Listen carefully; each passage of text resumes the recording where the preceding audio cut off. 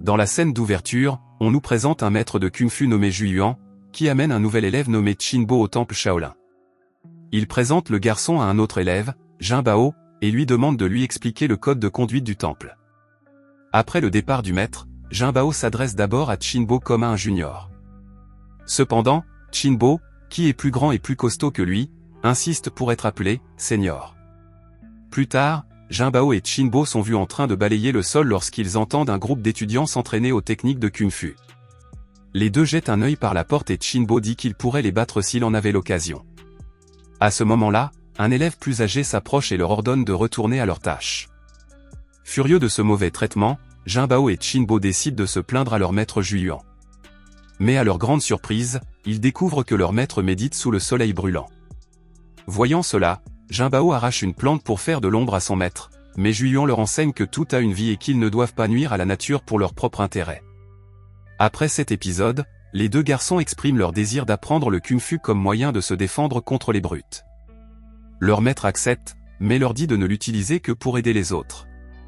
Plus tard, les deux espiègles repèrent le même tyran, l'enveloppent dans une toile et le battent pour se venger.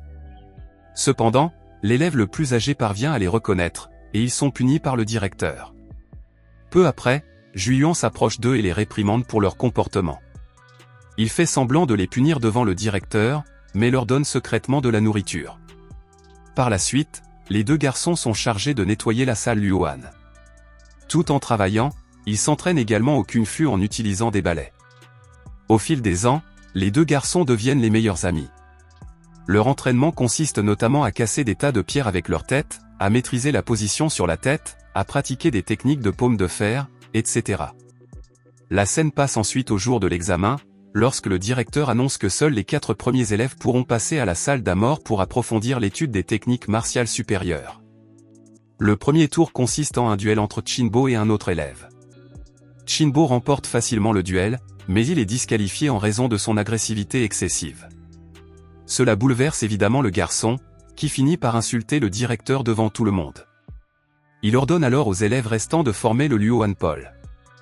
Nos deux héros doivent alors affronter plusieurs élèves dans un combat totalement inégal. Ils parviennent néanmoins à repousser leurs agresseurs. Au bout d'un moment, Zhu Yuan arrive enfin sur les lieux et met fin au combat, permettant à ses deux disciples de s'enfuir. Cela met encore plus en colère le directeur de l'école, qui accuse Zhu Yuan d'avoir pris le parti de ses élèves. Par la suite, les deux garçons rencontrent leur maître pour lui présenter leurs excuses. Cependant, Zhu Yuan leur annonce qu'il ne peut plus être leur maître et qu'ils ne peuvent plus rester au temple Shaolin. Jin Bao et Qinbo s'aventurent alors dans le monde extérieur, à la recherche de leur voie dans la vie. Dans la scène suivante, on les voit terrer sans but dans les rues. Comme ils n'ont pas mangé depuis des jours, ils abordent des passants au hasard pour leur demander de la nourriture, mais personne ne les aide. Peu après, ils rencontrent un groupe de voyous menaçants qui harcèlent un vieux commerçant pour lui soutirer de l'argent. Le vieil homme refuse car il est déjà accablé par des problèmes financiers. À ce moment-là, une dame nommée Miss Li arrive et vole habilement l'argent pour le rendre au vieil homme. Lorsque les criminels se rendent compte que l'argent a disparu, leur chef ordonne immédiatement à ses hommes de main de la frapper. Une bagarre s'ensuit et, à la surprise générale, Li semble avoir de bonnes compétences en arts martiaux. Au début, elle met quelques hommes au tapis, mais elle est rapidement submergée par le reste du groupe. Jin Bao et Qinbo, qui assistent à la scène de loin, décident finalement de lui venir en aide. Grâce à leurs impressionnants mouvements de Kung-Fu, ils combattent les voyous, impressionnant les passants.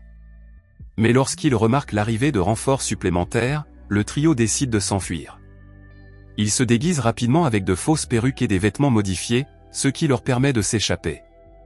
Plus tard, alors que les trois marchent dans les rues bondées, les gens commencent soudainement à leur faire de la place. Il s'avère que le gouverneur Liu Jin est de passage dans la ville. En voyant ce cortège, Qinbo exprime son désir d'être aussi riche et puissant que le gouverneur. Cependant, Mademoiselle Li avertit que le gouverneur a un cœur de vipère, car il a ôté la vie à de nombreuses personnes. Après cet épisode, Mademoiselle Li emmène les deux frères dans un restaurant pour manger. Pendant qu'ils mangent, ils sont fascinés par la musique mélodieuse jouée par une femme nommée Siulin. Pendant ce temps, il est clair que Qinbo développe des sentiments pour Mademoiselle Li, car il ne peut s'empêcher de la regarder. Peu après, la sœur de Liu Jin entre dans le restaurant avec son nouveau petit ami, qui s'avère en fait être le mari disparu de Siulin. Cette révélation met Siulin en colère, la poussant à se disputer avec la sœur du gouverneur. Après une longue bataille, elle prend le dessus, mais son mari, désireux de plaire à sa nouvelle épouse riche, frappe Si Yulin à la tête avec un tabouret. Cela pousse Jin Bao à intervenir. Il affronte certains des gardes du corps de la sœur du gouverneur avant de s'enfuir avec son groupe. Plus tard, les quatre arrivent dans un motel, où ils décident de passer la nuit. À minuit, Jin Bao et Chinbo remarquent un groupe de rebelles qui ont volé 300 taels d'or à Liu Jin.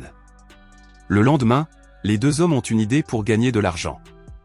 Ils annoncent aux habitants du village que n'importe qui peut les frapper pour 1 centime. Ils promettent également de rendre 3 centimes s'ils crient de douleur. En réponse, un homme et ses garçons leur donnent plus de 100 centimes et commencent à les frapper. Cependant, ils supportent les coups sans broncher. Peu après, le commandant en second du gouverneur s'approche du duo et leur demande une partie de leur gain à titre de taxe. Ils se ridiculisent alors pour impressionner le commandant. Étonnamment, le plan fonctionne et le commandant lui demande de rejoindre les eunuques royaux, où Liu Jin recrute de nouveaux membres. Chinbo accepte sans hésiter, mais Jin Bao est un peu réticent. Finalement, il décide de ne pas le faire, ce qui entraîne la séparation des deux meilleurs amis. Dans les jours qui suivent, Jin Bao commence à vivre dans le restaurant avec Mademoiselle Li, Si Yulin et quelques autres rebelles. Quelques jours plus tard, les hommes de main de Liu Jin se présentent au restaurant pour percevoir les taxes illégales, qui semblent avoir augmenté en raison de la nature cupide du gouverneur. Cependant, Jin Bao et les rebelles refusent de payer.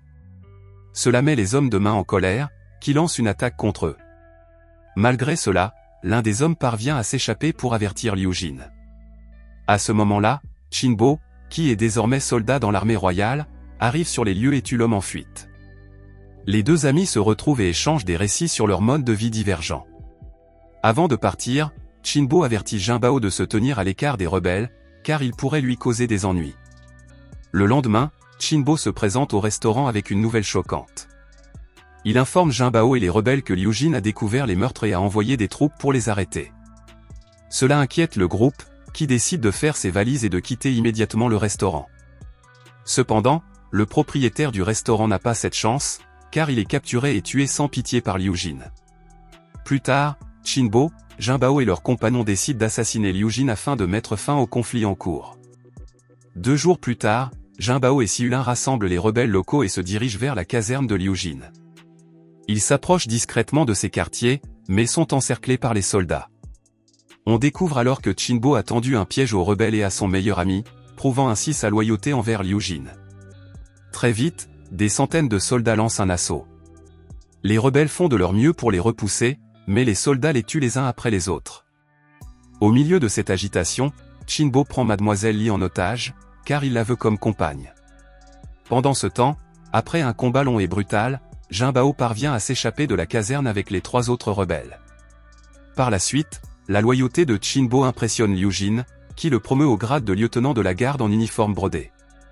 Il ordonne alors à Chinbo de convaincre Jin Bao de travailler pour eux, ou de l'éliminer s'il refuse. Plus tard dans la journée, Chinbo s'approche de Mademoiselle Li et commence à la contraindre par la force. À ce moment précis, Liu Jin entre en scène et déclare qu'un soldat ne devrait pas mettre sa carrière en péril pour une femme. En conséquence, Chinbo tue Mademoiselle Li pour prouver sa dévotion aux paroles du gouverneur. Plus tard, nous découvrons que Si Yulin a également été retenu captive dans la caserne. Peu après, Jin Bao arrive à la caserne pour la sauver. Sur ordre de Liu Jin, Chinbo tente de convaincre son ami de rejoindre la caserne royale et de devenir riche comme lui. Cependant, Jin Bao refuse catégoriquement et exprime sa profonde déception envers Chinbo, qui a trahi son meilleur ami pour de l'argent. Cela conduit à une bagarre frontale entre les deux anciens meilleurs amis. Les deux parviennent à s'échapper, mais Jin Bao est blessé. Après avoir couru pendant un certain temps, Si Yulin emmène Jin Bao dans un refuge sûr et lui porte secours. Pendant ce temps, Chinbo interroge les villageois sur l'emplacement de Jin Bao et recourt au meurtre de tous ceux qui refusent de divulguer des informations.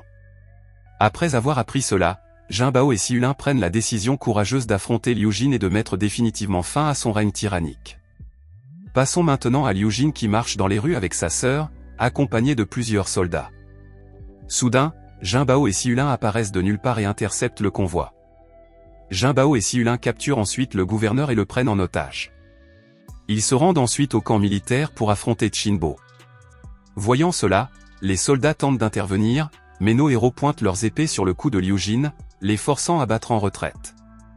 Peu après, Chinbo s'approche d'eux et commence à les provoquer.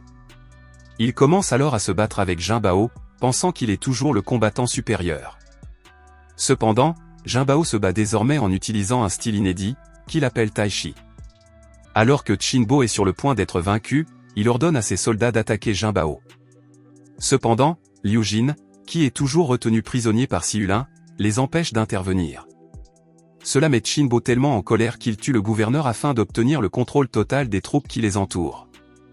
Mais à sa grande surprise, celle-ci continue de refuser de lui obéir, car il vient de trahir leur chef.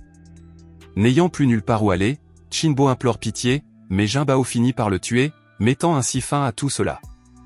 Dans la scène finale, Jinbao et Si Yulin se séparent et notre héros ramène les cendres de Chinbo au temple Shaolin. Le film se termine lorsqu'il fonde son école dans les montagnes Wudang et commence à s'entraîner en tant que maître de Tai Chi.